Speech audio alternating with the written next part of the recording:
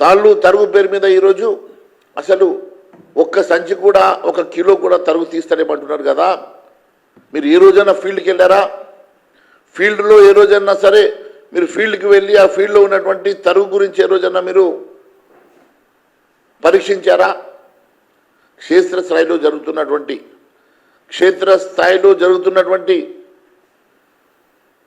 అవినీతిని కానీ అక్కడ జరుగుతున్నటువంటి అధికంగా జోకేటువంటి ప్రక్రియను కానీ మీరు ఆపే ప్రయత్నం చేశారా అని అడుగుతున్నా. చర్యలు తీసుకుంటాం. ఎవరి మీద చర్యలు తీసుకుంటారు? కుంభకోణాలన్నీ ఇంత పెద్ద ఎత్తున కనబడేట్టు కనిపిస్తున్నా కూడా దాని గురించి మాట్లాడినటువంటి మీరు ఈరోజు చర్యలు ఎవరి మీద తీసుకుంటారు? మీరే తప్పు చేసి మీరే చర్యలు తీసుకుంటామంటే దొంగ అన్నట్టున్నది ఇది. నేను ఒకటే అడుగుతున్నా, ఈరోజు ఇంతగానో మాట్లాడుతున్నారు కదా, మరి మా నాయకుడు కిషన్ రెడ్డి గారు ఫీల్డ్లోకి వెళ్ళారు. కిషన్ రెడ్డి గారు ఫీల్డ్లోకి వెళ్ళేసి అక్కడ ఉన్నటువంటి రైతుల సమస్యలు తెలుసుకునే ప్రయత్నం చేశారు. కానీ మీరు కనీసం ఫీల్డ్ కూడా నువ్వు సంబంధిత మంత్రిపై ఉండి ఫీల్డ్కి వెళ్లకుండా అసలు తప్పే జరుగుతలేదని చెప్పేసి మిదండవాదం మాట్లాడితే దాని గురించి ఇంకా మేము ఏం దీని గురించి మాట్లాడాలో మాకు అర్థం కావడం లేదు. మరి రైస్ మిల్లర్ల దగ్గర పెండింగ్లో ఉన్నటువంటి ధాన్యం విక్రయ గురించి మీరు జారీ చేసినటువంటి GOMS నంబర్ 1 కానీ లేకుంటే అదే రోజు మీరు తీసుకొచ్చినటువంటి మరి కమిటీ చేసినటువంటి కమిటీలో ఒక ప్రిన్సిపల్ సెక్రటరీ 5 మెంబర్స్తో కూడినటువంటి కమిటీ ఎప్పుడు కూర్చున్నది? ఎప్పుడు విధి విధానాలను రచించింది? ఎప్పుడు గైడ్లైన్స్ని పూర్తిగా మరి టెండర్ డాక్యుమెంట్స్ తయారు చేసింది? ఎప్పుడు ఆ టెండర్స్ని మరి రిలీజ్ చేసింది? ఒకే రోజు ఇవన్నీ సాధ్యమవుతుందా? మరి దీని వెనుక ఉన్నటువంటి మతలబేందో మరి ఎందుకు నిన్న సమాధానం చెప్పలేదని అడుగుతున్నా. అంతేకాదు ఏప్రిల్ 18 రోజు మీరు జలసౌధలో కూర్చొని మీరు మాట్లాడినటువంటి అంశాలను అక్కడ జరిగినటువంటి అంశాలను మీరు ఎందుకు బహిర్గతం చేస్తలేరు? అక్కడ మీ మధ్యలో మిల్లర్లను పిలిపించి భయపెట్టి మీరు ఏ నలుగురికైతే మీరు ఈ టెండర్ ప్రక్రియలో వాళ్ళకి అలకేట్ చేసిండ్రో టెండర్ అలాట్ చేసిండ్రో వాళ్ళతోటి మీరు 100 రూపీస్ స్టాంప్ పేపర్ మీద మీరు రాయించుకున్న మాట వాస్తవం కాదా? మరి ఆ స్టాంప్ పేపర్ లోపల మీరు 2007 రూపాయలకు టెండర్ అలకేట్ చేస్తే నిన్న మాట్లాడుతున్నాడు 2223 రూపాయలకు మీరు తీసుకోండి అంటే ఏం మాట్లాడుతున్న మంత్రి గారు? మీరు టెండర్ ఫ్లోట్ చేసింది 2007 రూపాయలకి. కొత్త బియ్యం ఆ రోజు 1700కి ఇచ్చిండో 1800 గత ప్రభుత్వం ఇచ్చిందో నాకు సంబంధం లేదు. ఎప్పుడైతే బియ్యం 1 ఇయర్ మెచ్యూర్ అవుతుందో డెఫినెట్గా రేటు పెరుగుతుంది. మెచ్యూర్ అయినటువంటి ధాన్యము ఒక సంవత్సరం తర్వాత దాన్ని 2007 రూపాయలకు మీరు అమ్మినామంటున్నారు కదా. మళ్ళీ అదే రైస్ మిల్లర్ తోటి మీరు అలకేట్ చేసినటువంటి కాంట్రాక్టరు 2223 రూపాయలకు 100 రూపాయల స్టాంప్ పేపర్ మీద రాసుకున్నటువంటి ఆ డాక్యుమెంట్ సంగతి ఏమన్నా మీరు ప్రస్తావిస్తారా? మరి అది ఈ డాక్యుమెంట్ ఇప్పుడే నేను మీ ద్వారా బయటపెట్టదలుచుకున్నాను. మరి అదే మాదిరిగా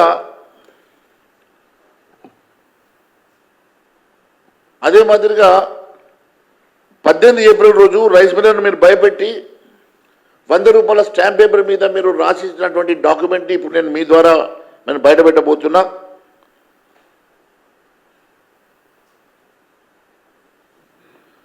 మరి టెండర్ రేటు క్వింటాల్కి 2007 రూపాయలు అయితే ఫ్రీ తీసుకురా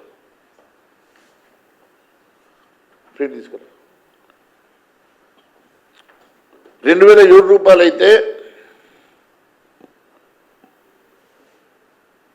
ఇప్పటి వరకు ఆ 4 కాంట్రాక్టర్లు ఎంత ప్యాడీని లిఫ్ట్ చేశారు? ఇప్పటి వరకు కనీసం 2% కూడా ప్యాడీ లిఫ్ట్ చేయలే. 90 రోజుల సమయం ఇస్తే మీరు 90 రోజుల సమయంలో లిఫ్ట్ చేయనటువంటి ఆ కాంట్రాక్టర్లది కాంట్రాక్ట్ రద్దు చేస్తున్నారా, ఈఎండి ఫోర్ఫిట్ చేస్తున్నారా, దీనికి సమాధానం చెప్పలే. నేను ఒకటే అడుగుతున్నా, 35 లక్షల మెట్రిక్ టన్నుల ధాన్యాన్ని లిఫ్ట్ చేయడానికి మీరు కాంట్రాక్ట్ ఇచ్చారు కదా, మరి ఆ కాంట్రాక్టర్ ఇప్పటివరకు లిఫ్ట్ చేయలేదు, కేవలం డబ్బులు వసూళ్లకు మాత్రమే పాల్పడుతున్నారు. డబ్బులు వసూలు చేసినటువంటి ఆ కాంట్రాక్టర్ల మీద ఏమైనా చర్య తీసుకుంటారా? లిఫ్ట్ చేయనందుకు వారిని మరి బ్యాన్ చేస్తారా, వారిని బ్లాక్ లిస్ట్లో పెడతారా, లేకుంటే మరి లిఫ్ట్ చేయనటువంటి ధాన్యం లిఫ్ట్ చేయనందుకు వారి ఈఎండీని ఏమన్నా ఫోర్ఫిట్ చేస్తారా? దీనికి సమాధానం చెప్పాలని తెలియజేస్తా ఉన్నాను. సన్న బియ్యం టెండర్ను క్యాన్సిల్ చేశాం అని చెప్తా ఉన్నారు. మన కమిషనర్ గారు కూడా చెప్పారు 5,700 రూపాయలకు మేము టెండర్ ఇచ్చామని చెప్పి.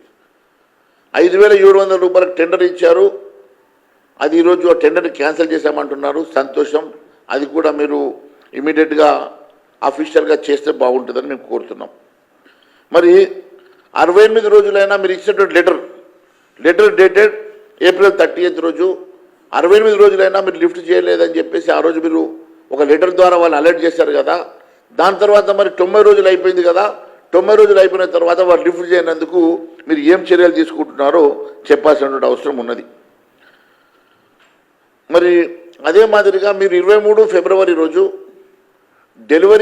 డెలివరీ మీరు సెంట్రల్ పూలింగ్ కింద ఎఫ్సిఐని గడువు కోరుకుంటూ లెటర్ రాశారు. మరి గడువు కోరుకుంటూ రాసినటువంటి లెటర్కి సమాధానంగా ఎఫ్సిఐ మీకు May 15 వరకు సమయం ఇచ్చింది కదా. మరి సమయం ఇస్తే ఎంత ప్యాడీ లిఫ్ట్ చేశారు, ఎంత ప్యాడీ వారికి డెలివరీ చేశారు, ఏ ప్యాడీనైతే మీరు మీకు ఎఫ్సిఐకి ఇస్తామని చెప్పేసి సమయాన్ని కోరారో అదే ప్యాడీ మీరు టెండర్లో పెట్టినమాట వాస్తవం కాదా? The same lot of 22-23 the same lot has been allocated for the tender.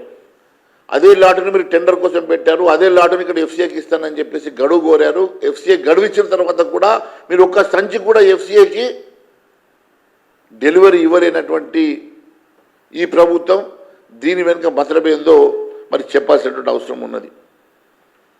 నేను ఒకటే అడుగుతా ఉన్నాను ఉత్తమ్ కుమార్ రెడ్డి గారు, నేను ఏ రోజు కూడా ఎవరిని కూడా పర్సనల్గా కామెంట్ చేసినటువంటి సందర్భాలు లేదు. నేను గతంలో మనం కలిసి కాంగ్రెస్ పార్టీలో 10 సంవత్సరాలు ఉన్నప్పుడు కూడా ఇదే స్పీడ్తో నేను పనిచేశాను. కానీ ఆ స్పీడు ఆ రోజు ఇదే స్పీడులో ఇతరుల మీద నేను చేసినప్పుడు బహుశా మీకు సంతోషమై ఉండొచ్చు, ఈరోజు మీ మీదకి వచ్చేసరికి మీకు బాధ ఉండొచ్చు. కానీ నేను ఏ రోజు కూడా పర్సనల్గా ఇష్యూని నేను ఎప్పుడు కూడా ఎవరిని కూడా పర్సనల్గా విమర్శించిన సందర్భము లేదు. నేను గతంలో మాట్లాడినటువంటి ఏ విమర్శ అయినా కూడా రాజకీయ విమర్శ, నేను బాధ్యతాయుతంగా శాసనసభ పక్ష నేతగా, భారతీయ జనతా పార్టీ శాసనసభ పక్ష నేతగా మాత్రమే ఈ రాష్ట్రంలో జరుగుతున్నటువంటి అవినీతి మీద, ఈ రాష్ట్రంలో జరుగుతున్నటువంటి అన్యాయాల మీద మాత్రమే నేను మాట్లాడుతూ ఉన్నాను. నువ్వు నాకు మంచి మిత్రుడవే, నువ్వు నాకు బంధువే ఉండొచ్చు, కానీ ఈరోజు నేను రాజకీయంగా మీ శాఖలో జరుగుతున్నటువంటి అవినీతి మీద మాట్లాడితే మీరు ఇంత పర్సనల్గా తీసుకోవాల్సినటువంటి అవసరం లేదు అని నేను మీకు సూచిస్తున్నాను. మీరు పర్సనల్గా తీసుకుంటే నాకయ్యే నష్టమేం లేదు. నేను కూడా మీలాగా పర్సనల్గా తీసుకుంటే మీరు చాలా నష్టపోయే ప్రమాదం ఉన్నది. దయచేసి పర్సనల్గా వెళ్ళాల్సిన అవసరం లేదు. అంతేకాకుండా ఇప్పుడే నేను చెప్పినటువంటి మెమోరాండం ఏదైతే మీరు 2,007 రూపాయలకు టెండర్ వాళ్ళకి ఇస్తే వాళ్ళతోటి పాపం రైస్ మిల్లర్ను భయపెట్టి మీరు ఏ రకంగా 2,223 రూపాయలకు ఎంఓయు 100 రూపాయల స్టాంప్ పేపర్ మీద ఎంఓయు రాయించారో దాన్ని నేను బయట పెడతా ఉన్నాను. ఇక చూడండి, ఇక్కడ 2,223 రూపాయలకి 2,007 రూపాయలకు అంటే మీరు ప్యాడీ వద్దు నాకు డబ్బులు కావాలని చెప్పేసి అది కూడా 4 ఇన్స్టాల్మెంట్ ఇచ్చారు. సరే, టెండర్ ఇచ్చిన వాళ్ళకి మీరు సమయం 90 రోజులు ఇస్తే ఈయన 4 ఇన్స్టాల్మెంట్ ఎట్లా ఇచ్చిండు అంటే నాకు ముందే తెలుసు ఆయనకు ఎక్స్టెన్షన్ వస్తుందని. ఏ టెండర్ అయితే మీరు 90 రోజుల గడువు ఇచ్చారో ఆ టెండర్ తీసుకున్న ఆయన వీళ్లకు 4 నెలల సమయం ఇచ్చిందంటే దీని వెనుక అది కూడా 4th ఏప్రిల్ రోజు ఇచ్చిందంటే ఆయన సెప్టెంబర్ వరకు సమయం ఇచ్చిండు. నీ గడువు అయిపోయింది, మేలోనే అయిపోయింది. మేలో గడువు అయిపోతే నువ్వు ఏప్రిల్లో ఇంకా వారికి 4 నెలల సమయం ఇచ్చినావంటే ఇంకా నీకు ఎక్స్టెన్షన్ ఆల్రెడీ నీకు అష్యూరెన్స్ వచ్చినట్లుగానే నేను భావిస్తున్నావా? మరి ఏ రకంగా ఈ అగ్రిమెంట్ ఫ్లోట్ అయిందో దీనికి సమాధానం చెప్పాలని చెప్పేసి నేను కోరుతున్నా. మీరు పూర్తిగా అవినీతిలో కూరుకుపోయినటువంటి ప్రభుత్వం ఎన్ని రకాలుగా మీరు కడుక్కునే ప్రయత్నం చేసినా దాంట్లో నుంచి మీరు బయటపడే సమస్య లేదు. నేను ఒకటే అడుగుతా ఉన్నాను, ఈరోజు పీడిఎస్ పబ్లిక్ డిస్ట్రిబ్యూషన్ సిస్టంలో పూర్తిగా కేంద్ర ప్రభుత్వం నిధులతోటి ఒక వ్యక్తికి 5 కిలోల చొప్పున డిస్ట్రిబ్యూషన్ జరిగేటువంటి బియ్యం కూడా ఈరోజు పూర్తిగా రీసైక్లింగ్ పేరు మీద ఈరోజు కొన్ని వేల కోట్ల రూపాయల కుంభకోణం జరుగుతున్నమాట. వాస్తవం కాదా? మరి దీని మీద కేంద్ర ప్రభుత్వం ఎందుకు సిబిఐ వేయకూడదు? మరి ఈ ప్రభుత్వం ఎందుకు సిబిఐ ఎంక్వైరీ అడగడం లేదు అని చెప్పి నేను ప్రశ్నిస్తున్నా. ఈ రాష్ట్ర ప్రభుత్వం వెంటనే దీని మీద సమగ్ర దర్యాప్తు జరపాలా, సిట్టింగ్ జడ్జితో కానీ సిబిఐతో కానీ ఎంక్వైరీకి ఆర్డర్ ఇవ్వాల్సిందిగా నేను గౌరవ ముఖ్యమంత్రి గారిని కోరుతా ఉన్నాను. ఇప్పుడు మంత్రి ఉత్తమ్ కుమార్ రెడ్డి గారికి వీరి మీద విమర్శ వస్తే ముఖ్యమంత్రి మీద అనుమానపడుతున్నాడు. ముఖ్యమంత్రి మీద విమర్శ చేసిన రోజు ఆయన ఈయన మీద అనుమానపడుతున్నాడు. అరే మీరు ఎవరి మీద అనుమానపడండి, మీరు ఎవరి మీద ఒకరినొకరు మీకు మీ మధ్యలో కోఆర్డినేషన్ లేకుంటే మీరు ఇబ్బంది పడండి. కానీ అనవసరమైనటువంటి పర్సనల్ అలిగేషన్ చేస్తే బాగుండదు, జాగ్రత్త అని చెప్పి తెలియజేస్తా ఉన్నాను. నిన్న మీరు ఏలెత్తి చూపిస్తూ ఉన్నారు మమ్మల్ని, ఏలెత్తి భయపెట్టే మాదిరిగా ఒక మంత్రిగా నువ్వు మమ్మల్ని భయపెట్టే మాదిరిగా నువ్వు మాట్లాడుతూ ఉన్నావు. మీ కుందేల సప్పుడుకు భయపడేటోళ్ళు ఇక్కడ ఎవరు లేరు. మీరు ఏ రకమైనటువంటి గంభీర్యంకి పోయినా కూడా భారతీయ జనతా పార్టీ నాయకులు ఎప్పుడు కూడా భయపడాలని మరొకసారి తెలియజేసుకుంటూ ధన్యవాదాలు తెలియజేస్తా ఉన్నాను. ఎన్ని క్వశ్చన్స్?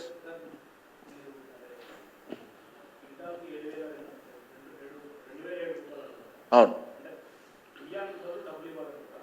కాదండి, టెండర్స్ ఒకటేమో దొడ్డు బియ్యం టెండర్ జరిగింది. దొడ్డు బియ్యము 35 లక్షల మెట్రిక్ టన్నుల దొడ్డు బియ్యము టెండర్లో ఒకే రోజు 25 జనవరి రోజు ఒకే రోజు వాళ్ళు జీవో ఇచ్చి ఒకే రోజు టెండర్ అగ్రిమెంట్ ఫ్లోట్ చేసి అదే రోజు గైడ్లైన్స్ ప్రిపేర్ చేసుకొని ఇచ్చిండ్రు. అలా అనుకున్న 4 కంపెనీలకు ఇచ్చిండ్రు. ఆ 4 కంపెనీలు ఈ 35 లక్షల మెట్రిక్ టన్నుల ధాన్యాన్ని లిఫ్ట్ చేసి ప్రభుత్వానికి 2007 రూపాయలు కట్టాల. కానీ వాళ్ళు ఏం చేస్తూ ఉన్నారు, మిల్లర్లకే మాకు ధాన్యం వద్దు, మీరు డబ్బులు కట్టండి, 2223 రూపాయలు డబ్బు కట్టండి, లేకుంటే మీ మీద కేసులు పెడతామని భయపెట్టి ఇలాంటి స్టాంప్ పేపర్ అగ్రిమెంట్లు చేయించుకున్నారు. అంటే మీద 216 రూపాయలు అడిషనల్గా మిల్లర్ల దగ్గర నుంచి కాంట్రాక్టర్లు వసూలు చేసుకొని అక్కడ ధాన్యం లిఫ్ట్ చేయరు. ఆ అగ్రిమెంట్లో వాళ్ళే లిఫ్టింగ్, వాళ్ళే ట్రాన్స్పోర్ట్, వాళ్ళే గన్ని బ్యాగ్స్, వాళ్ళే అన్నీ తీసుకొని లిఫ్ట్ చేయాలి. కానీ ఇక్కడ ఏమీ లేకుండా మిల్లర్ అదే రైస్ మిల్ బదులు వాళ్ళ ప్యాడీ బదులు డబ్బులు ఇచ్చే విధంగా ఈరోజు ఇది చేసి దీంట్లో 216 క్వింటాల్కి ఎక్కువ దాదాపు 800 కోట్ల రూపాయలు అడిషనల్గా ఈ టెండర్ ప్రాసెస్లో 800 కోట్ల రూపాయల కుంభకోణం. ఇది కాదని చెప్పమనండి, నేను బహిరంగ చర్చకు సిద్ధం.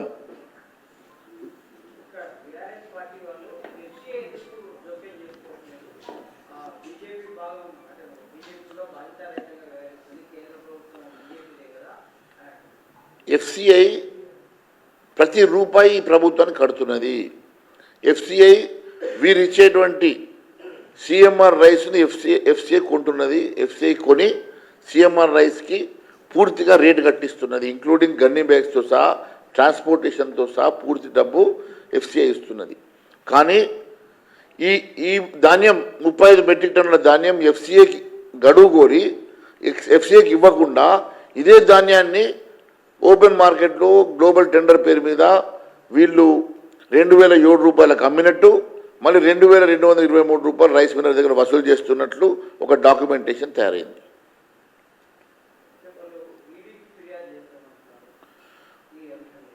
అన్నారా? అంటే సంతోషమే. మేమే అంటున్నాం, మేమే అడుగుతున్నాం, మీడియాని సిబిఐ దీంట్లో ఎంక్వైరీ జరగాలని చెప్పి అడుగుతున్నాం. దీంట్లో ఖచ్చితంగా సిబిఐ ఎంక్వైరీ జరగాల్సిందే, ఈడీ ఎంక్వైరీ జరగాల్సిందే. ఖచ్చితంగా నేను కూడా ఈ అంశాన్ని మొత్తం కేంద్ర ప్రభుత్వానికి రాయబోతున్నాం. దీంట్లో ఉన్నటువంటి అవకతవకలు, దీంట్లో ఉన్నటువంటి మరి అవినీతి అంతా కూడా ఖచ్చితంగా బయటకు రావాల్సిందే అని తెలియజేస్తున్నాం. అన్ని కాపీస్ ఇక్కడే ఉన్నాయి, మీకు పబ్లిక్ డొమైన్లో కూడా పెడుతున్నాం. ఈరోజు మీకు అన్ని హార్డ్ కాపీస్ కూడా ఇవ్వబోతున్నాం. ఇగో జియో కాపీ ఇక్కడ ఉందండి, GO copy, this is the Jio.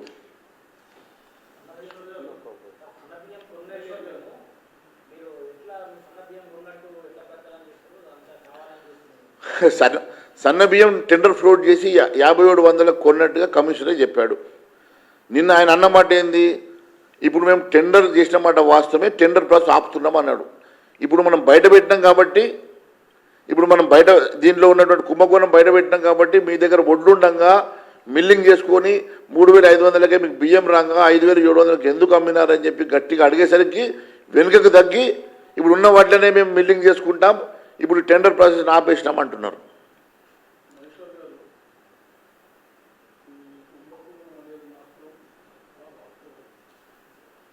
Very good.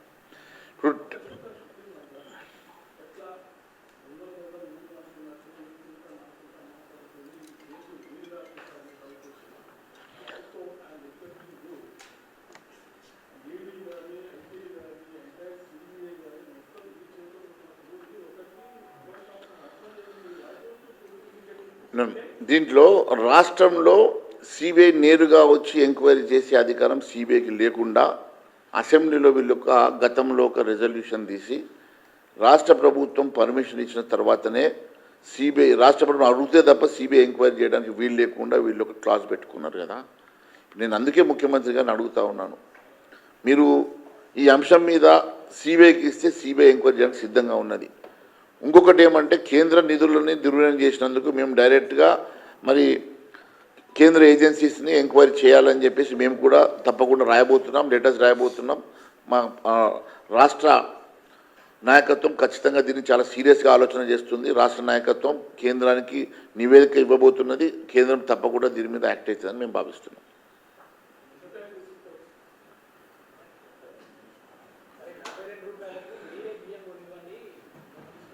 Bharatiya Janata party trading చేస్తుందా? గతంలో ఎప్పుడన్నా సన్నబియ్యం టెండర్స్ జరిగినప్పుడు 37 రూపాయలకు మించి ఏ రోజు కూడా టెండర్లో రేటు పలకలే. సన్నబియ్యం రేటు గ్లోబల్ టెండర్లో 37-38 రూపాయలకు మించి జరగలే. 42 అనంటే 42 రూపాయలు మీరు టెండర్ చేయండి, ఓపెన్ టెండర్ పేపర్లో పబ్లిసైజ్ చేయండి. అయినా మీరు సన్న ఓట్లు కొనడం ఎందుకు, మళ్ళీ మార్కెట్లో కొనాల్సిన అవసరం ఏంది? సన్న బియ్యం మీరే కొంటున్నారు కదా, సన్న బియ్యంని మీరే సీఎంఆర్ చేసుకోండి. సన్న బియ్యం సీఎంఆర్ చేసుకుంటే 3500కే మీకు పడుతుంది కదా. అటువంటిప్పుడు మీరు 5700 కొనాల్సిన అవసరం ఏంది అని అడుగుతున్నాం.